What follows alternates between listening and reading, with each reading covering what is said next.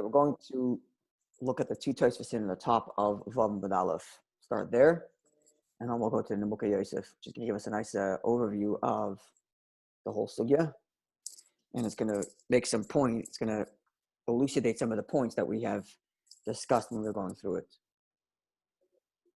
So the Gemara is discussing a hypothetical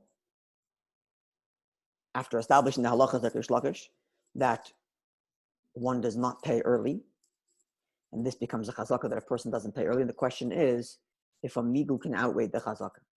The migu is if a person is asked to pay back well after the due date, and he says, I paid early. So he could have said, I paid on time. He could have said, I paid on time.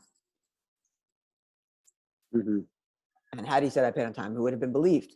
So if I'm lying by saying I paid early, so mali l'shakar, what do I gain by lying? I could have made a better lie and said that I paid on time. And then I'm believed. Or do I say, no, there's a chazaka, a person doesn't pay early. Whether you have a better lie or not is irrelevant, considering that your current statement undermines your position. Because your current statement that you paid early is contrary to chazaka that a person does not pay early. This is where the Gemara is. And the Gemara used our Mishnah, trying to use our Mishnah to prove one way or the other. So let's look at the Gemara for a second, just to refresh our memory, and then we'll look at Tosafos. So second line of Vav Mud Aleph, says the Gemara, Tashma. So come and listen in order to resolve this question. Look at our Mishnah, which says, B'cheska shenasan at shevidayu shaloi nasan. At the first 4 amis between the two neighbors, chazaka is that each party paid until the person making the claim brings a proof that the other guy didn't pay. Okay, so that's what the Mishnah says. But obviously, there's a claim and a counterclaim. So what is the circumstance of this claim and counterclaim? Right, one person's coming and claiming that the other guy didn't pay, and the other guy is claiming that he paid, and the chazaka is that he did pay. So what's the claim and counterclaim?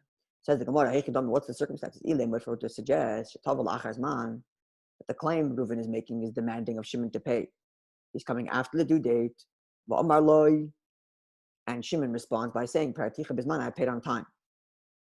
So in this case, says the Gemara, this could not be the Mishnah's intention in telling us a chazaka shelasan, because pshita, it's obviously believed. Why shouldn't he? I'm claiming I paid on time. I don't need a chazaka to say that I paid. There's nothing saying I didn't pay. What do I need a chazaka for? So Elalav, therefore we must say, where Shimon says I paid you early. Now there's a chiddush. And the chiddush is, even though I said I paid you early, which is contrary to chazaka, I'm still believed. And alma, that would mean, this would imply, I feel makom chazaka, that even in the place of a chazaka, where the chazaka person does not pay early, we say mali l'shakar, we say amigu. And that's why he's believed. And that's the chiddush of our Mishnah. That b'cheska shenosan, even when that claim that he gave is contrary to the chazaka that a person doesn't pay early. Answers the Gemara, no. Shiny hacha, this circumstance of Mishnah is different. The chol shafa shafa zibnahu, every time the neighbor lays a brick, or Reuven lays a brick, it's time for Shimon to pay up. And therefore there's no such thing as before it's time. So even if you said I paid before the wall is done, that too is bismanai. So it doesn't resolve the issue. This is where the Gemara is. She says Tosafos now.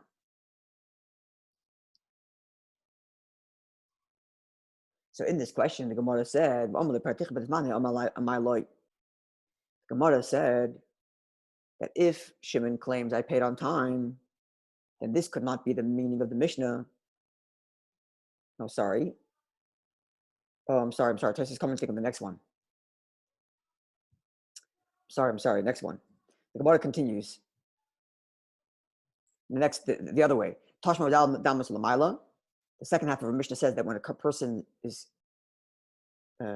built more than 4 amas, we don't obligate the other person to pay for half, right? Reuven builds above 4 amas, an extra 2, 3 amas, whatever it is. So Shimon is not required to pay. If Shimon built another wall next to the wall that Reuven built, indicating that he's going to build a roof going from his wall to the wall that was built in the middle, thus indicating that he is happy with that extra height. So then he has to pay up. And until he's actually brings a until he proves that he paid, he didn't pay. Now again, the same issue. Hey Chidon, what are the circumstances of this claim and counterclaim? The Mishnah says that the chazaka is the person did not pay until a raya is brought. That he did pay. So what are the circumstances of Reuven's ask and Shimon's denial? Says the Gemara, if you're going to suggest that he came to him after the due date, so after he's done building, as Rashi told us before, came to him after he's done building. Ve'amar, and Shimon says, I paid on time. Says the Gemara, my loy. Why is he not believed? Again, for the same reason we mentioned earlier. There's that's the principle. So if Reuven is trying to extract money from Shimon, then why is the burden of proof on Shimon to prove that he paid? He said he paid on time. Okay, so Reuven has to prove that he didn't pay. So this cannot be the meaning of the Mishnah. Therefore, what must we say? The Omar money, where Shimon says, I paid early. Now that's why he's not believed. Because he paid early, even though even though the burden of proof is on Reuven to prove that Shimon didn't pay because he's trying to extract money from Shimon. But because Shimon ruined his argument by saying, I paid early, that's why he's not believed. Alma, this would indicate that when there is a chazaka, namely the chazaka that a person doesn't pay early, we don't give Shimon the benefit of the doubt and say that he could have done a better lie that he paid on time. Gemara answers by saying, this is different, considering that Shimon is assumed to say that he didn't pay. Even on time, we assume he didn't pay, because the halacha that he has to pay is not known, and therefore we'll say maybe I'm not going to be obliged at all. So there's a double chazaka against him. Even when he claims he paid on time, that's what Rashi told us in the previous page. Even if he said I paid on time, he's not believed, because the assumption is he's not going to pay unless he has to. And because it's not well known that he's going to have to pay when he builds that second wall, so we assume he didn't pay. Okay, so this is the Gemara. Yeah, I hope this is familiar. If it's not ringing a bell. Sorry? Más o menos. Okay, so the ikar for our Tosafos is this idea, two things actually.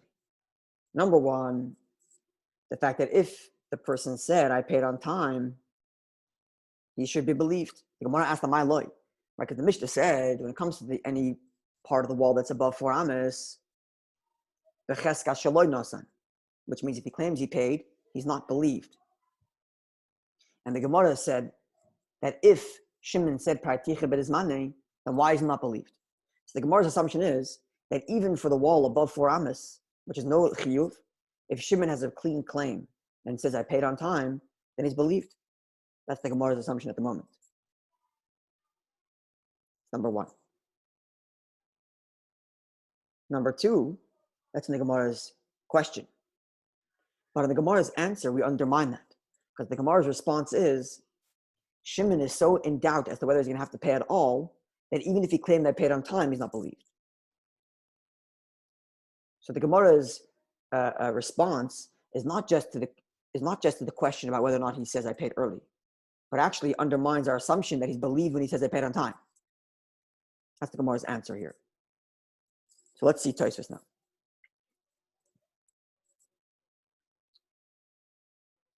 So the Gemara said, in the Gemara's question, the Gemara said that if Shimon claims I paid on time, even referring to the amas that are above 4, on my lawyer, why is he not believed? Why shouldn't he be believed? He's making a perfect claim that he paid on time. Reuven is the moitzi, and moitzi mechaver el varaya. So why should Shimon have to pay? And this could not therefore mean when the Mishnah says cheska shaloi nasan, this can't be the case, because in this case he is believed because he said I paid on time. This is the Gemara's Havamina. This is the Gemara's question. So says Tosafos. Havamotzi lishnuya. The Gemara could have responded and answered like this.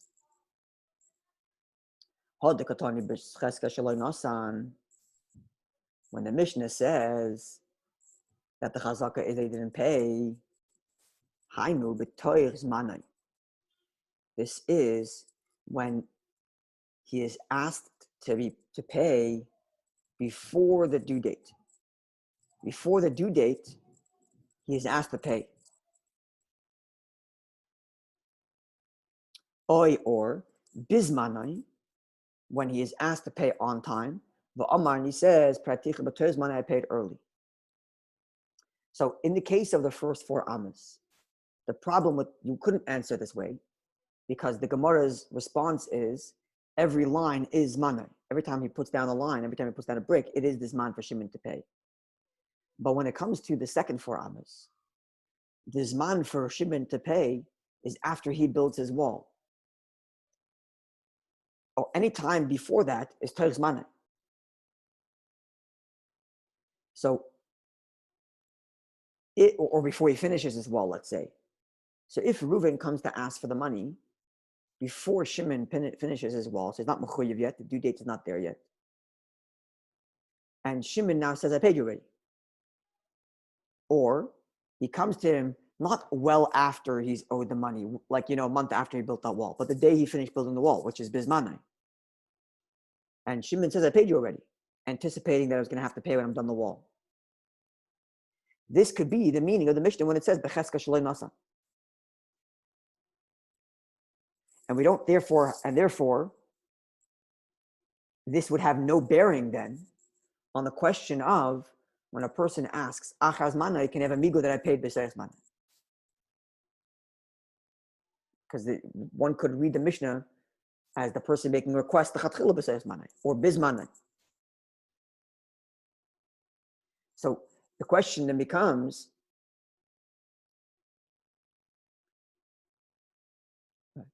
and now in this case, Leika Migu, there is no Migu here because he's only being asked. The whole Migu is when he's being asked late, he says, and he responds by saying, I paid B'seres Manai. Migu is I could have said Biz Manai. But over here, when he's the Chatchila being asked Biz Teich Manai, or he's being asked Biz Manai, there's no Migu that I could have said I paid earlier. There's no other option. Your only option is to say you paid early. Right? So, and that would solve, and then that would mean that that this Mishnah has no bearing on our question. Because there's no Migu available against your Chazaka. Right? And this is the Perishis Le'il. This is something Tosafos said earlier at the bottom of Hamad Aleph and top of Hamad Beis.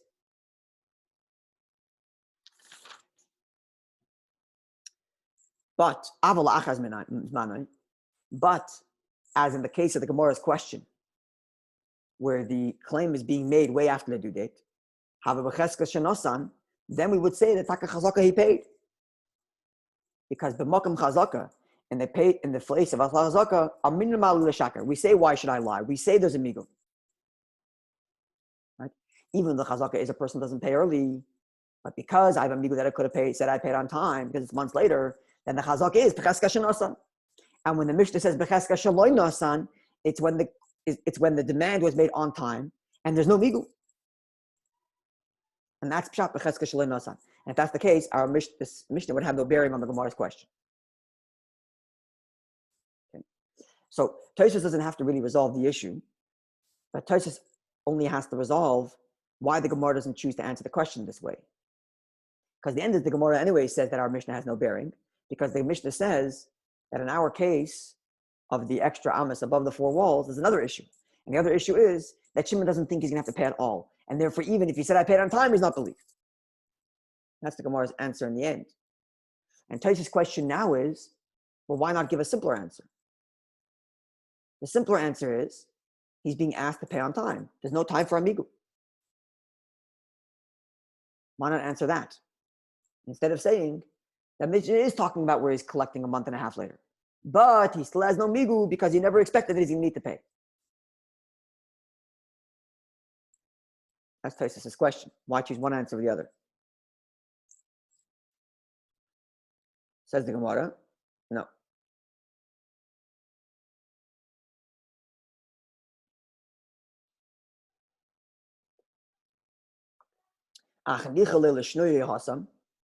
It's better for the Gemara to answer over there meaning in the first time around. That's what it seemed. This is why I'm not 100% clear on this Tosafos.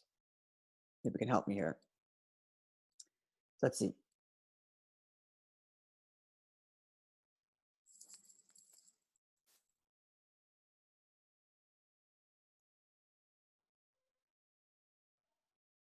Okay.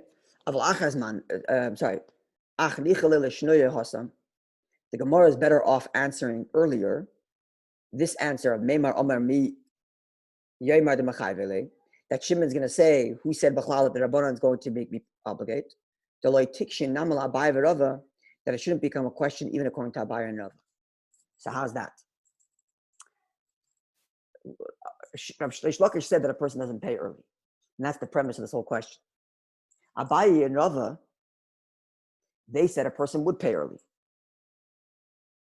So Tosafos' answer here, Tosafos' suggested answer, that maybe our mission is talking about a case where he's being asked to pay on time, or he's being asked to pay early, and if there's no migu, because the only option is to pay early. So there's no migu that I could have said I paid on time. It's not an option. Your time just arrived today, or it hasn't even arrived yet. That's Tosafos' suggested answer. But that answer only works if you're of the opinion that a person would never pay early. But according to Abaye and Rava, where a person would pay early, then he is believed l'chora to say I paid early. And then the Gemara's question of b'cheska shaloi nasan would still stand, because I'm believed to pay early. Why shouldn't I be believed now?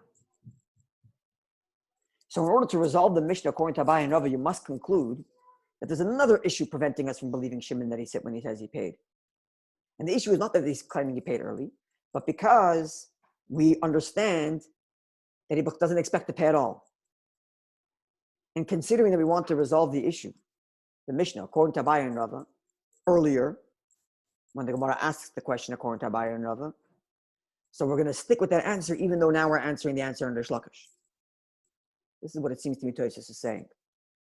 Right? Because the Gemara had a similar discussion earlier. After the Gemara introduced the machlokes of Reish Lakish and Abaye and Rava, where Reish Lakish says that a person would never pay early, and Abaye and Rava say a person would pay early, the Gemara tried to resolve that machlokes by bringing our Mishnah. And the Gemara said, our Mishnah says that a person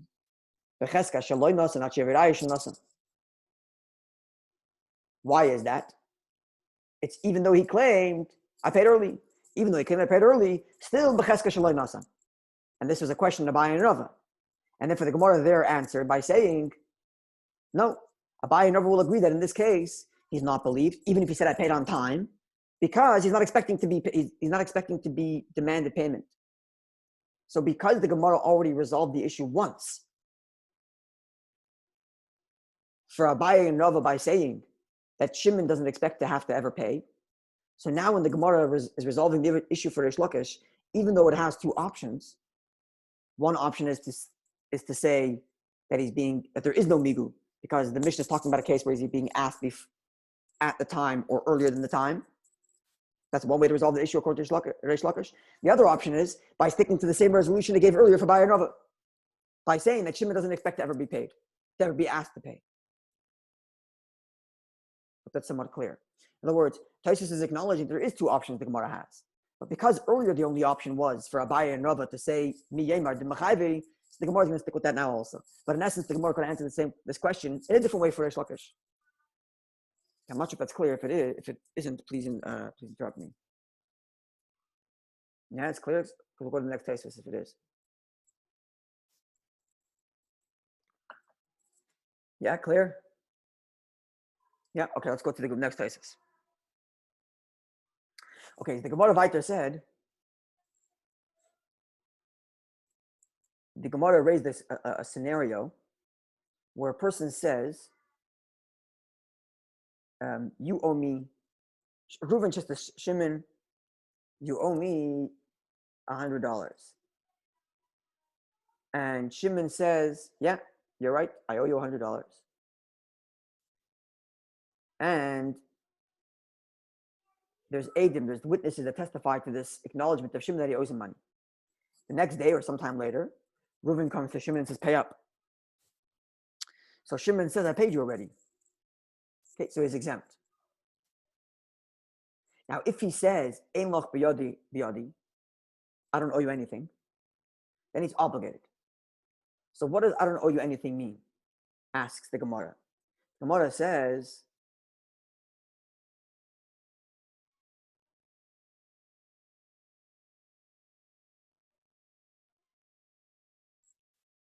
first the Gemara's option is when he says, I don't owe you anything, the Gemara's first option is, it means because I paid you back on time already. And this the Gemara tries to use to resolve the issue, that there's a migul. The end is, the Gemara says, no. And let's look at the last line before the Gemara's, before the two dots. The line begins with the word Mali l'shaker, loy, says the Gemara. My ein lach biyadi, what does it mean when Shimon claims, I don't owe you anything? What he means is, loy hayu advar ma'olam, I never borrowed money from you. Now, this is in stark contrast to what the Eidim, it's a direct opposition to what the Eidim are testifying that Shimon acknowledged that he owes money. And that's why he's not believed. But the Gemara then says a concluding statement in support of this notion. And that's what the Tosafos is going to address. And we're going to look at Rashi afterwards to see how Rashi addresses it. So, the Omar, because we've established, Master said, it's been established, that Kala Omer le Lavisi, anyone who says, I didn't borrow, it's as if he says, I never paid. So Rashi told us, what does that mean? So there's Eidim that say that Shimon acknowledged that he owes money. Now Shimon is saying, never happened. So Rashi explained for us that if Shimon says it never happened, what that means, therefore, is he certainly didn't pay. Because if he never borrowed, he never paid. But we know for a fact that he borrowed because there are Eidim that he borrowed. And therefore he has to pay. Because his statement that he never borrowed is equivalent to him saying, I never paid. Even though his statement is contrary to his earlier statement where he acknowledged that Shimon owes him money. That Shimon acknowledged that he owes Reuven money. Okay, so let's see Tosafos now. So Kol Ha'omer leLevisi Ka'omer Chulu. Hiksher Rabbi Yitzchak asked, why do we need the Gemara's observation that anyone who says, I never borrowed, it's as if he never paid? Why is that the reason for why he has to pay up? It's obvious, even considering that he already admitted to Reuven that he owes him money, and we had Eidim to this effect, he's no longer believed to say he didn't borrow. In other words, why is it that we have to rely on the fact that there's a reasoning? If he says he didn't borrow, it means he didn't pay. The reason why you're not believed is because Shimon said he didn't borrow. 2 days ago, we have witnesses of you saying that you did borrow. That's why you're not believed. Finish, end of story. Why does the Gemara have to introduce this other notion? That the reason why I'm not believed is because and Rashi did a whole dance around that. I don't know if you remember, which we're going to go back to in a moment. So now Tosafos, to sharpen the question, Tosafos is going to compare this to the case in which the statement actually is made. Anyone who says I didn't borrow is as if he says he didn't pay. The Gemara is going to, Tosafos is going to compare it to that Gemara, and you're going to see how it's different. And why over there you do require this logic. So this is like this. The Bishlema B'Shvuos, it is all right with the Gemara in Shvuos. So Arach Lahai Taima, where indeed the Gemara requires in Shvuos this reasoning of Kol Ha'omer leLevisi Ka'omer leParaitidami. Why? Because over there, Sha'omer loy manoli biyatcha. Reuven says to Shimon, you owe me $100. Ba'lo Omer, and Shimon says, loy hoya hadvarim olam. Never happened. Now va'asu edim, and now witnesses come along and say, V'amri ra'inu shalava upara. Edim come and say, we saw that he borrowed, and we saw that he paid back. Now we have an issue. Shimon, who says it never happened, is contradicting both statements of the Eidim. He's contradicting the statement that he borrowed, and he's contradicting the statement that he paid back. So what do we do with this? So what do we do about the statement? So it says the Gemara Hashda now. So explains the Gemara's logic in Shavuos. Hashda now. The fact that the witnesses come along and say that they borrowed Mehemni. We believe these witnesses. Because why shouldn't we believe two witnesses that come and say there was an event? And they say Shimon borrowed from Reuven. We believe. But the fact that the witnesses said that Shimon paid back, loy Mehemni. We're not going to believe the witnesses on that account. Why? Because he is undermining their testimony to his own detriment. Why is he undermining them? The Omar Lelavisi, because he says I never borrowed. And someone who says I didn't borrow, it's as if he said they didn't pay. So in other words, what the Gemara is doing is the Gemara is splitting Shimon's. The Gemara is splitting Shimon's statement that I never borrowed into two. When you say you didn't borrow, Shimon's really saying two things. He's saying A, I didn't borrow, and B, he's saying I didn't pay.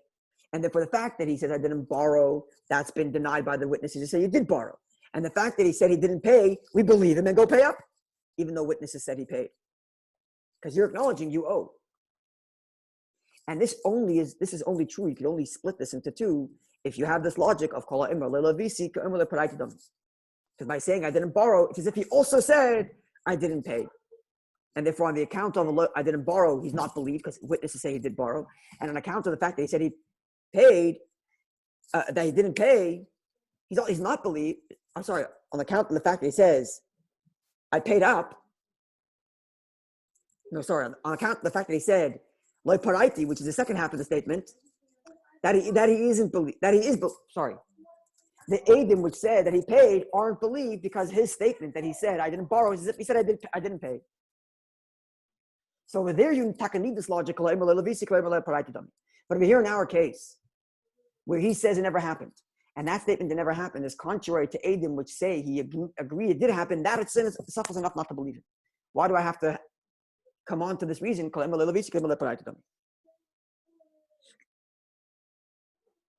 That's what she says. Over here, let's cloud. Over here, seemingly, you don't need this logic at all. The very fact that he contradicted his original statement is good enough reason not to believe him.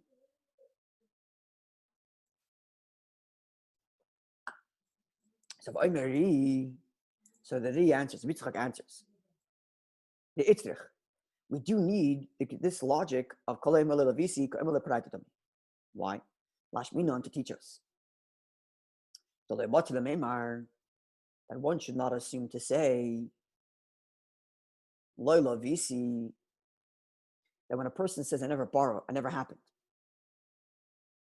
A person might say, when I said it never happened, that I didn't borrow, loy shaloy lava klal. I didn't mean that I didn't borrow it at all.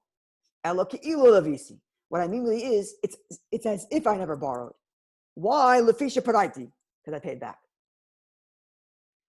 In other words, when he's confronted later, so he says that never happens.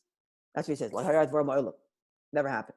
And then he's later confronted by the fact that yesterday there was witnesses who testified to the fact that he said he agreed that he owed. So he'll say, when I said it never happened, I didn't mean it never happened. What I mean is, right now it's a clean slate, as if it never happened because I paid you. And that's what I meant. And therefore says the Gemara, no, you can't make that claim. Why? Because anyone who says, anyone who says didn't borrow, is the ki'ilu omer le'paraiti behedya. It's as if he explicitly stated I didn't pay. And therefore we cannot twist your words to mean that what I meant when I said it never happened is that it's as if it never happened because I paid you. No. Because whenever you say it didn't happen, what you mean ipso facto is that you didn't pay. And therefore if there are agents to the effect that you borrowed, you have to pay up. Okay, so hope that was clear. This is Tosafos. Now, I'm going to go to the Venimuki Yosef. If you have the Gemara in front of you, it's in the back. Each print is different, so the picture I sent you could be different than the print you have. Otherwise, look at the picture in the WhatsApp there. If you do have a Gemara, if you have the new Eis V'Hodar, it's page Zion. But either way, you'll see it's right after the Mishnah, or not far after the Mishnah, of Koisa Chotza Shenafal. Well, actually, it is the Mishnah of Koisa Chotza Shenafal, which would be in the old Gemara, Daf Gimel Amud Aleph of the Rif. Okay, so we're going to go through the Venimuki Yosef. We're going to move a little quickly because a lot of it's review. I'm just going to point out different things that we already discussed, and you'll see that the Nimuki Yosef has a different angle. Okay, Masnisan our Mishnah. It's Mamish going to be run through the whole sugya from the Mishnah until That's on Zion? if you have the new Beis V'Hadar, then it's Dav Zion from the Nif. If you have the new Beis V'Hadar. Which one do you have?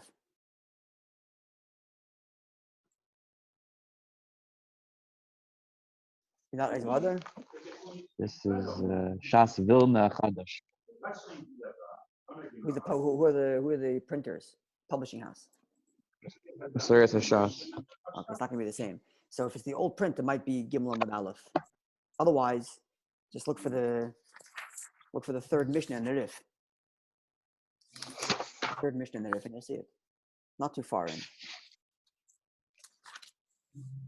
Kaisel Chotzer, you have it?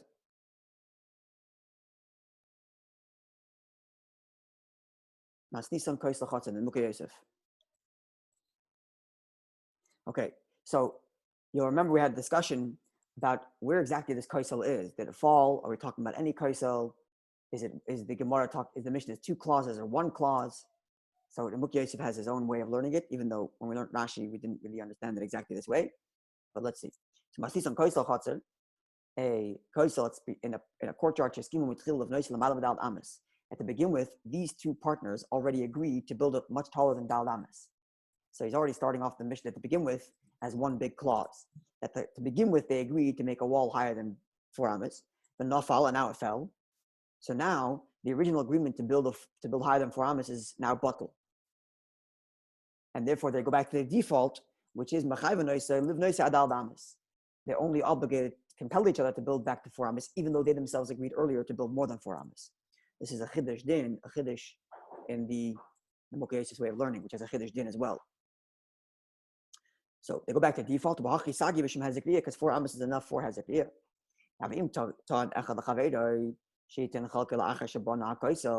If Reuven asks Shimon to please pay for his portion of the wall after he already built it, Omer, and Shimon claims, I already paid you, my portion, Neman, he's believed, because Reuven was capable of compelling Shimon to pay. Sanan Sadi, we can testify that Reuven would not put out to build a wall, and then require himself later to drag Shimon to court. He just wouldn't build it unless he had the money. Even though Reuven began the process, and Shimon's not cooperating, so we expect that Reuven will stop building because the din zeh gol l'chol, because this is a well-known halacha to all, that I can make the other guy pay. So I'll stop building, go to court, and get my due. And therefore, right now, if the wall is built, the chazaka is that Shimon paid. But if Reuven decides to build a wall higher than 4 amas, he cannot compel Shimon to pay for it. Here's a chiddush of the Nimuki Yosef's way of learning the Mishnah, which is not explicit in Rashi. You could learn it in Rashi if you wanted to, but I'm not convinced. Even though to begin with, they both agreed before the wall fell. They both agreed that the wall was going to be higher than 4 amas. Hashta now, loy boy. But right now they don't need to do so because they're no longer obliged by their original agreement. Because the original agreement was fulfilled when the wall was first built. Now that it fell, the old agreement is gone. And therefore, we are not going to compel them. If they decide to re-go into that agreement, fine, but we're not going to compel them. But if Shimon then goes ahead and builds a wall in his property, opposite to the wall that Reuven built, and the second wall that he built is a wall such that a roof can be placed from the new wall to the middle wall, even though he hasn't yet placed the new wall down, we make him pay for the whole thing, even above 4 amas, because he expressed his willingness that he's happy with the extra amas that his friend built, and therefore we make him pay. Okay. Now we get into an interesting little discussion here from the Nimuki Yosef. Now, if we're to ask, in what regard did Reuven ever acquire, or Shimon ever acquire, half of the extra 4 amas, or the half of the extra amas that we're making him pay, even if later he shows that he wants it? Right? This gets into the discussion of the previous Gemara, that not just it's not always the case just because you expressed that you are happy with something, that therefore you have to pay, right? There's the issues of Zed and of Zalei Chaser and all the rest of that. So Nemuka Yosef seems to imply that we're relying on a kinyan. That when Shimon takes ownership of some part of that wall, now we make him pay. So what did he ever do to acquire that, to make him obligated to pay? So Yesh Leimar might suggest as in Nemuka Yosef, the key because half the wall already stands on his property. Because the first 4 amas were built 50-50 on Reuven's property and Shimon's property. So now the second wall would seem to be that is built also on top of the old wall, which is half in Reuven's property and half in Shimon's property. And therefore, Baralon, it's clear to us, Shal Das came that for this reason, Banoi, he built it. Shiyya Shaloi, that it should be his, calls man Shiyirtza whenever he wants it. So who is this now? Who is the one that built it with this intention?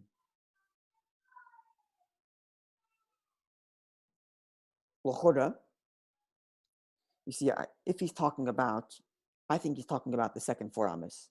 If he's talking about the first 4 amas, no, it's got to be the second 4 amas. So when Reuven built it, because he built it half on Shimon's property, then it must mean that when he built it, the Chatchila, he's expecting that the moment Shimon wants it, he's going to own the other half. And there's the kinyan. The second that Shimon expresses that he's happy with it, he now was kind of half the wall, because everyone was waiting for that. Otherwise, how could he ever have the permission to build it on Shimon's property? Or how could he ever do such a thing? He only did it, right? Which gets into something, a discussion we had with the Rosh and the Tzemach Tzedek, whether or not he has to protest. And if you remember this, we had this discussion whether Shimon can protest the extra wall because he's blocking his view or whatnot.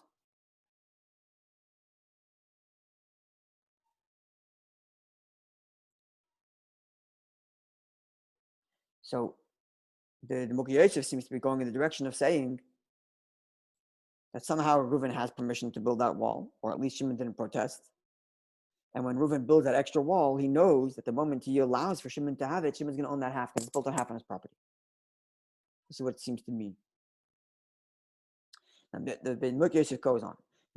So, if you're going to ask, why are we so eager to make Shimon pay when he builds that second wall? Maybe when he's going to put roofs on his house, who said he's actually going to even do that? Maybe he's going to find some other way to put the roof. Maybe he'll build that wall and the roof will go the other direction to some other place, not to the old wall or to the middle wall. Why are we so convinced that because it's possible for a roof to go from the middle wall, from the new wall to the middle wall, therefore he's going to want it and pay? Maybe he's not going to put the roof there. Says Tosafos, nonetheless, says the Yosef, Yeshlemar might suggest, nonetheless,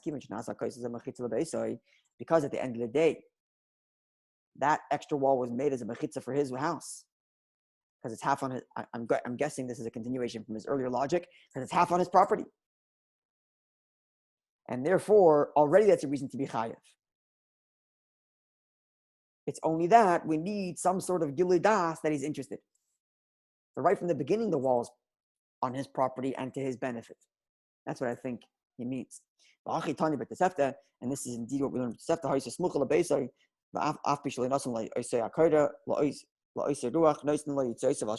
sure what the case is over there, but it seems that even before he puts the roof, he still has to pay out for the wall that's built around his house because it's around his house. Okay, now if Reuven comes and demands of Shimon to pay for his share, and this Shimon now claims Shekvar Nosan that he already gave the money. So this is the Mishnah of Becheska Shaloi Nosan. Ein Enemon, he's not believed the Chazaka Shaloi Paroi because the Chazaka he's not going to pay. And the Nemuka Yosef goes straight to the conclusion of the Gemara, the Omar, because Shimon says to himself, who is to say that the Rabbanon are Bachlal going to be Machayev me? And therefore the Chazaka is he did not pay because he doesn't expect to pay, even when he builds that second wall. But it's not a well-known din. Like the first din, everybody knows that you have to split the first 4 amas. But the second four ames, that it's dependent on the fact that I'm going to build a second wall, not everybody knows that, and therefore the expectation is they didn't pay. That's the chazaka. Now, the course of Rambam Zabahu, Perek Gimel Cheshchenim. The Rambam writes in Perek Gimel of laws of Shchenim, the halah that Reuven, who is demanding that Shimon pay, and the Gemara established that the chazaka is Shimon did not pay. So even if Shimon says I paid, we don't believe him because the chazaka he didn't pay. Says the Rambam that Reuven then, who's now going to extract money from Shimon, based on this chazaka, nishba v'noitel, has to take a vow and then he can extract the money. Without a vow, he can't. Elim kain hevira is zerayish nasan, unless of course Shimon brings a proof he paid, in which case we believe the edim, we believe the proof. But if Reuven wants to take the money from Shimon just on the chazaka that he didn't pay, says the Rambam he has to take a shvua. Now this of course is a chiddush din, because our Gemara doesn't insinuate, that doesn't say, that doesn't imply it. And therefore, the Ramban writes, arguing with the Rambam, I disagree with this. This does not seem to be correct for me. Someone who says that I paid you for the extra wall that's above 4 amas is just as weak an argument as someone who says I paid you early. It's just as weak an argument. And just like over there, the person's not believed, and Reuven can collect without a shvua. So too here is not believed, and Reuven can collect without a shvua. The Godamineh, and this is even in a worse argument, because when it comes to Paraticha B'Toyes Maneh, it's taka unlikely that I'll pay early, according to Reish Lakish, which is the halacha. But I know I'm going to have to pay one day. But in the case of the extra 4 amas, where Shimon says, Mi Yemid Mechayv Rabbanon, he doesn't even think he's ever going to have to pay. So it's even less likely they paid than the guy who claims they paid early.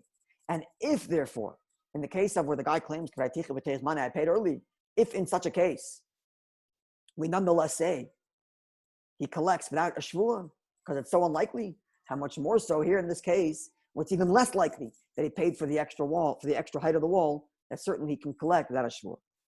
And therefore, and over there in the case of you collect without a shvua, and therefore so too over here. So this is the Mishnah, recap of the Mishnah, with the Gemara's ideas interpolated and some other Nakudas as well from the Levi Yosef. Now comes the Gemara from the Levi Yosef. The Gemara said, the Gemara brought up this scenario with the machlekes between Abai and Rava and Reish Lakish, where a person who lends money and has a set due date to pay back, Abai and Rava says a person would never pay back early. I'm sorry, Abai and Rava would say a person does pay back early. And therefore, if he claims I paid early, believed.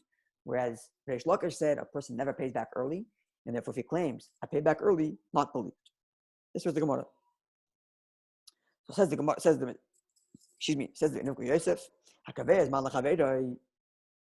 person who sets a due date for payment, al malva shehovo, for a loan that he lent. These bold words actually come from Rashi. So it seems that the Venimukei Yosef is interpolating Rashi. And if that's correct, then earlier when he gave his whole taich in the Gemara, that it's one long clause that they agreed to begin with to be over for Amos. Now it fell, that means the Venimukei Yosef is learning like that in Rashi. Because over here, it certainly is clear he's learning like that in Rashi. Because I don't know if you remember, but we pointed out when the Gemara said, Akaveh Zman, Rashi says, the Malva Shehovo. And we asked, well, what else is there? What other scenarios are Akaveh Zman? And not what? So now the Venimukei Yosef is going to explain why Rashi says Dafka Malva Shehovo, why this is the case, and not other forms of debt. So explain the Venimukei Yosef. One who sets a due date for when his friend has to pay him back some loan. That Reuven demands of Shimon that it be paid back at a certain date. Upidish of High Going explains Vaharif Betshuva, and the Ruf in his responsa writes the Hainu Dafka Bekaveh Zman B'Shas Halva. This is Dafka if Reuven and Shimon agree on a due date at the time of the loan, or after the loan. So Reuven gives Shimon a loan, and a week later they make up that he's going to pay back in 2 months from now. But if it's a regular halva, Now, this is something I think Tosafos also told us, but we're going to see more in the next line, the next paragraph. But for stam alone, I forgot the time alone, the Perek the makas. Even though the halacha is as established in the first Perek and makas, the stam halva, that whenever a loan is given without an explicit due date, shloishim yom, it's 30 days. Sahani have a motzi loymar shlei nosel tavoy b'shloishim yom. But one might argue that this due date of 30 days, which is universal because no due date was given, is not that it's a due date when you must pay back, but rather that Reuven cannot demand of Shimon to pay back before 30 days. Because if Reuven's giving Shimon money, he must be giving him money for some usage. And the Gemara is establishing that at least that 30 days is a minimum time to allow him to use it. But not that you have to pay back at 30 days. And therefore, and therefore, it's quite likely that Reuven, if he's done with the money at day 15, will pay back early. So it's dafka when a due date was established at the time of the loan, but not a universal loan, which is 30 days, because the universal loan of 30 days is not to say that he has to pay back by 30 days, but rather that Reuven cannot ask for the money before 30 days. But Shimon on his own might pay back early because there is no date established. Okay. Now to the main point. This was something we already saw in Tosafos. This idea that dafka when a set time was made, but rather not when it's a 30-day loan. Yeah, we saw that in Tosafos already. Over here we have a little bit more reasoning to that. Okay, so now let's see the next paragraph, and we'll conclude with this. Mayata now, im b'malva sheyesh b'gmilas sudden, when it comes to a loan, which is totally a favor. Reuven's doing Shimon a favor, giving him money. Amrinam, we say, that if Reuven and Shimon agree on a certain due date, ואמר הלווה, and Shimon comes and says, I paid you early. He's not believed. Now, if this is the case, when Shimon knows that Reuven is doing him a total favor, kol shekain b'schiras batim, how much more so when it comes to rent, where the due date is the 15th of the month. So in that case, certainly the renter does not pay early. Why? Because Shimon, the renter, is not embarrassed. No one's like this. Reuven did Shimon a favor. So it's quite possible every time Shimon sees Reuven, he feels embarrassed because he had to come onto a favor. And therefore, in such a scenario, it's more likely that Shimon will want to pay back early to get rid of the embarrassment. And yet we still establish the halacha that he does not pay back early. So how much more so if Shimon is renting from Reuven, why should I feel bad not to pay early? I'm not embarrassed. So of course I'm not going to pay early. So if by alva, how much more so in other cases? And therefore, this is indeed implied or explicit in the Gemara in Perek HaShoyel, that even Abai and Rava, the pligi bahava, who disagree with Rish Lakish when it comes to a loan, and Abai and Rava's opinion is that a person would pay back early. It's clear that when it comes to renting, a person doesn't pay early. Even Abai and Rava would agree with that. And that would explain why Rashi says malva shahalvo. Even though Rish Lakish's opinion that a person doesn't pay back early is universal, even by a loan, but Abai and Rava who disagree with Rish Lakish, and Abai and Rava who say that a person does pay back early, says Venimuki Yosef, that's dafka by a loan that a person would pay back early. Because every time he sees his creditor, he feels embarrassed that the guy did him a favor. But a renter, even Abai and Rava would agree, it doesn't pay back early, because what kind of shame is there? I'm paying on time, what's the problem? Halavai have been paid on time, to quote Rish Lakish, right? The same thing is true in Pidyon Aben. We had a similar discussion in Tosafos. Tosafos said, I don't know if you remember, but Tosafos compared it to Pidyon Aben, and then Tosafos said that when it comes to Pidyon Aben, it's different because it's a mitzvah. Mitzvah, there's a right. What was Tosafos' word? Something about a mitzvah, right?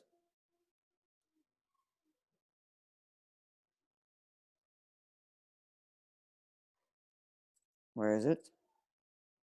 I can't remember. Remember this word about the Pidyon Aben?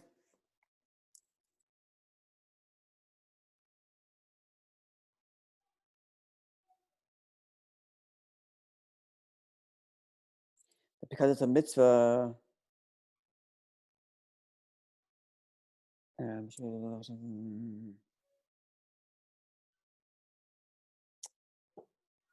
Memory is terrible.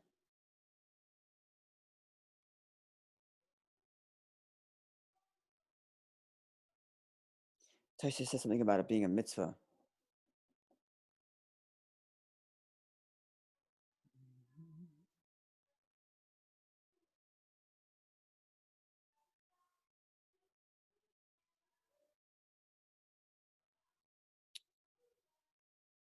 Oh, here it is.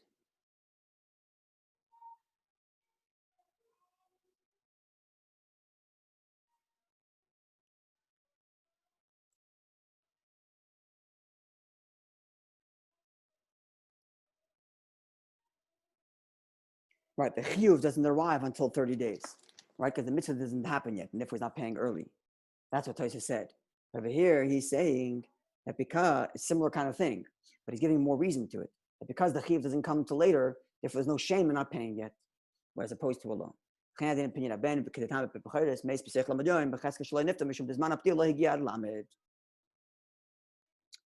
Okay, so stop over here, and tomorrow we'll continue with Nimuka Yosef, giving us an overview of the Gemara and the Sugya with new insights. And if we have time, we'll go to the Gemara as well. Thank you. Good enough.